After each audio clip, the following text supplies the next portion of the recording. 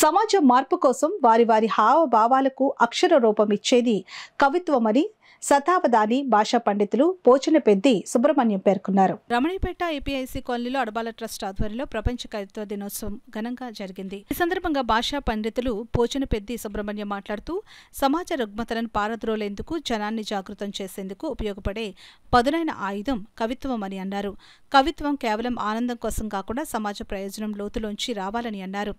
నిజాన్ని నిర్భయంగా వ్యక్తం చేసేది కవిత్వం అని సుబ్రహ్మణ్యం తెలిపారు. ఆధ్యాత్మికవేత్త రవిశంకర్ పట్నాయక్ మాట్లాడుతూ భగవద్గీత శ్లోకాలను పద్యాల్లోకి అనువదించిన పోచనపెద్ది సుబ్రహ్మణ్యం అనేక పుస్తకాలను రచించారని అన్నారు. పండిత పరిషత్ పురస్కారాన్ని అందుకున్న సుబ్రహ్మణ్యం బొంబూరు తెలుగు యూనివర్సిటీ నుండి పీహెచ్డీ పొందారని తెలిపారు. అనంతరం అడబాల రతన్ ప్రసాద్ ఆధ్వర్యంలో సుబ్రహ్మణ్యంను ఘనంగా సత్కరించారు. కార్యక్రమంలో పి పార్థసారథి, రాజా, రాఘవరావు, సత్యనారాయణ చౌదరి తదితరులు పాల్గొన్నారు. ఏమిటంటే ఈ పద్యం యొక్క అర్థం, ఒక పద్యం తెలిస్తే ఆ పద్యం కంటే 5 స్టెప్లో ఉంది అవధానం.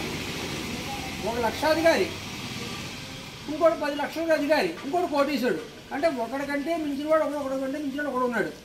ఇప్పుడు మనకు పద్యం అంటే ఏంటో తెలిస్తే అవధానం అంటే ఏంటో తెలుస్తుంది. అందుకని పద్యం అంటే హృద్యమైనది, అంటే అందమైనది, వినసొంపుగా ఉండేది, చెవులకు వినసొంపుగా ఉండేది, హృదయం ఆనందపడేది పద్యం. ఎప్పటికయ్యేది ప్రస్తుతము. ఇప్పుడు నేను వచ్చాను, ఇక్కడికి వచ్చి నా బయోడేటా అంతా చెప్పుకోకూడదు. 10 మందికి ఏ మాటలు అయితే ఉపయోగపడితే ఆ మాటలు చెప్పాలి. అప్పటికి ఆ మాటలాడి ఎప్పటికయ్యేది ప్రస్తుతము.